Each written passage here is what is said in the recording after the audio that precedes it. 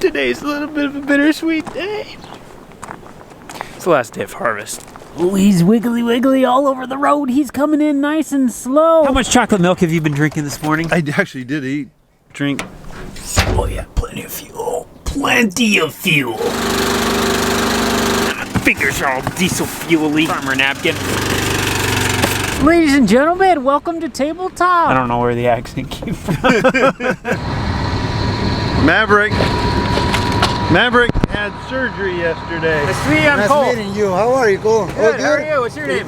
Lucas. Cooper's possibly interested in maybe being a dealer for a corn head company. So they're bringing out a corn head this morning. We're going to try demoing a new type of corn head.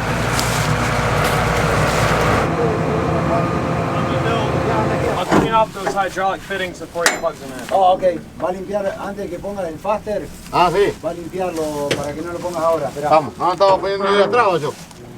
Come on, Lucas. I could have told him that. You're taking all that in, right? I did. Hay que hablar del otro lado. Aquí. Sí, sí. Carrot face. Pico del oro in Spanish. You know what vice grips are? The what? Vice grips? Vice grips, no. Which one are? What about a crescent wrench? Oh, okay. Well, they're like in English we have that. We just call it something. It's not the actual name of it. Something different. But it's the brand that everyone associates with it. Okay. Like a skill saw. Yeah, okay. It's a circular saw. It's a circular saw, but it's from scale. Yeah, yeah. Gotcha. A crescent wrench is an adjustable wrench, but crescent crescent made the wrench. Vice grips are the same thing. This reminds me a lot of our old 2208, really. Yeah. It basically looks identical.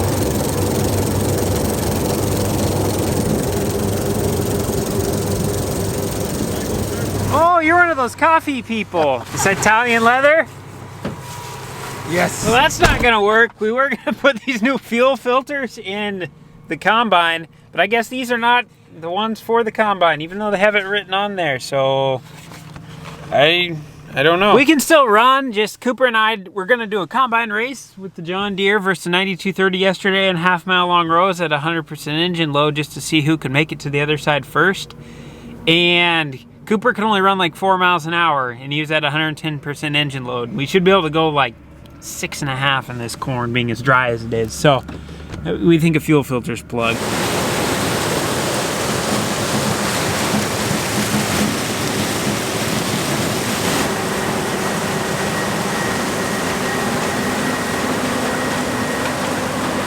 If this doesn't sell a guy on Devastators, I don't know what does. This is side by side. No Devastators, this is regular corn head cutting ability, and then this is Devastators. This is what the stock looks like after it's gone through. She's all broken up, a bunch of little pieces, just nice and shattered. Look at that, all the way through. You can just grab it, break it in a bunch of pieces. She's split open. Gonna be able to get nice microbes in there, break that down, get those nutrients back into the soil. Then we step over here into the non-Devastator. No, that's no Devastator. I push into it. That is solid as a rock. The top's exploded. That's good. But this, no way. She's solid. And that's what it looks like. And that's a pass with the Devastator.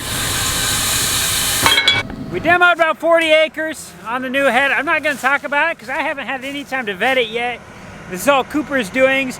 Sounds really promising. We'll probably be talking about it later, but they're getting some deals worked out. But now, Dad just got learning the John Deere Combine, so I think he's all ready to go. He's going to do his first ever time in a John Deere. My very first time driving a John Deere Combine. Very first time. And then, thanks to Van Wall, they're putting me in one of the big beauties. This is really awesome. I just want to touch everything. I'm thinking back when I was a kid running a combine 5-6 years ago. You pushed the unload auger, you had to slow down because you took all your power to pump the corn out the 12.5-foot auger. Now you got an auger, it looks like it's 40 foot longer, so. Hola, perro.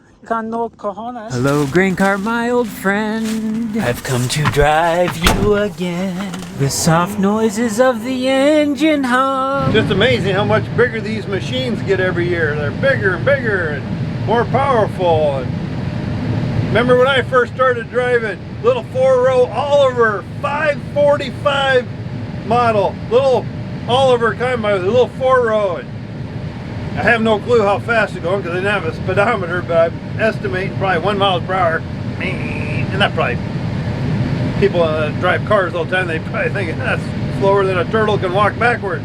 But anyhow, we didn't have all that fancy stuff. And I remember when it gets colder, I'd bring a sleeping bag out, and I had holes cut out in the bottom so I could stick my legs out. But you'd put the sleeping bag around you and stuff, and you could have a tie string on top to pull it tight and your arms stick out. That's how you kind of kept warm. So now everything's climate, no dust. This is really nice. For the fun of it, knock my teeth out kind of test. Let's see how fast we can go across the field with 60,000 pounds on us and keep our teeth. We're doing 13 miles an hour right now. The burn grain cart is just gliding. 13 mile an hour is about all we can do with 60,000 pounds. Tractor just doesn't like going faster than that, or doesn't like a higher gear. Look at that, look how smooth that is. I'll take my feet off the floor so we can see how much I move. It's not bad at all. Oh hush, you're just air filter, you're fine. I'm just impressed with that grain cart. No jerking back there whatsoever. We're solely feeling bumps from underneath the tractor. See how fast we can do this here. I fill the whole semi on the approach and the fill. Okay, we're coming in hot. Trying not to bang our auger off there. Throw in the PTO, she's on. Okay, let's throttle her up a lot a bit. Kick that slide gate forward. Run her at 1,000 RPM. Okay, we're filling fast. All right, there we go.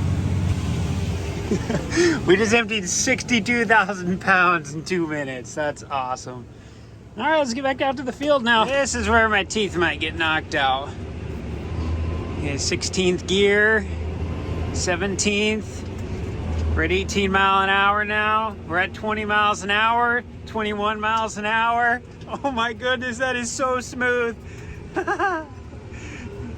Execute the turnaround. Dad's almost full. He's swinging out his hopper. We got to get under there. We're going to get yelled at here in a second. Woo. Look at this corner at 10 mile an hour. We're coming in hot. Oh my goodness. Look how smooth this is. That is incredible. Now we'll come up under him. We'll downshift like 4 gears in a second. Look at that. Look at that. I did want to mention too, the other day when we went and helped our good friend Denny out, get his crop out. You guys probably watched the video there of his 30-year-old son passing away. But Dennis called me the other night and he was really touched by the video and stuff, and he said he's been reading all your guys' comments too, and he was very touched by that. So I wanted to give a personal thank you to everybody for taking time to write comments for Denny, and kind of helps him through this hard time, and he knows he's loved, and just, you know, so it was very special and nice that Dennis gave us a call, and just wanted to share that with everybody, that he really appreciated that. Oh, wait, come on. Oh, I know what I did. Auto steer was trying to kick in. Is he gonna make it to the end? He was empty at the beginning of the pass. This will be the half-mile round right here. It's going to be close.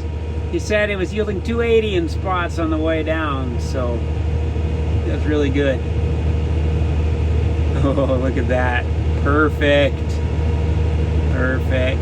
Right now, that 2x4 up top is probably a lifesaver. Oh, what's that, Dad? Oh, come on. Cab corn. Well, not cab corn, because he's got 2x4s up there on the front. And if you don't ever get kernel corn, you're not pushing it far enough. Now the sun's in my eyes. I need shades. Give me some pit viper. If you put lead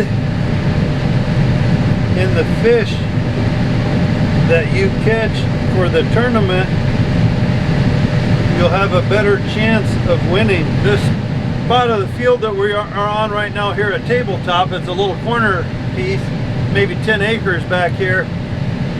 But for years, probably the first 5 years when we bought this farm, there was a real bad weed pressure back here. And I mean, we tried different things and but it just seemed like the weeds would always come, and it had a lot of horse weeds. Iron weeds is what I call them, I guess, but a bunch of iron weed. They just, oh, you think you had it clean, and then boom, here they come. But I think we finally got her under control really good, because the last few years, she's looked clean.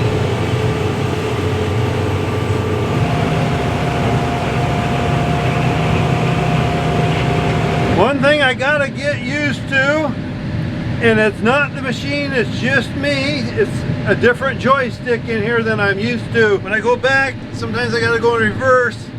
When I go to pull it in reverse, it pops over here in park, and then I gotta pull it back over and back down. Nothing to do with the machine, it's just something I am not used to on that. I have a theory behind the grain tank sizes on combines. I've never thought of this before, but they used to be whatever size, 215 bushels, 250 bushels, 280, 315, 325, 350. All these combines now have a 410 bushel grain tank from the factory. Why 410? Here's my theory. Dad he was completely full, and then he did unload on the go on me, and we have 27,600 pounds, 1,000 bushels of corn. So basically a legal semi-load of corn is 56,000 pounds. So we did one unload on the go. That means 27,600 times 2. We are basically right at 56,000 pounds. 1,000 bushels. They know what they're doing. What kind of glitch do we have going on here? Why is that one corn plant moving? Looks like a rattlesnake. Nothing else around it's moving at all. Nothing. Literally. Not a single other corn plant is moving except that one. It's like it's got a buck under it just rattling on it or something. What in the world's going on? Oh, it was a pheasant. That's what it was. No, he's still there. Nah, not now. Combine's a big old meaty. Wow, that's a sunset. And it's our last pass of corn harvest 2022. Last unload on the go.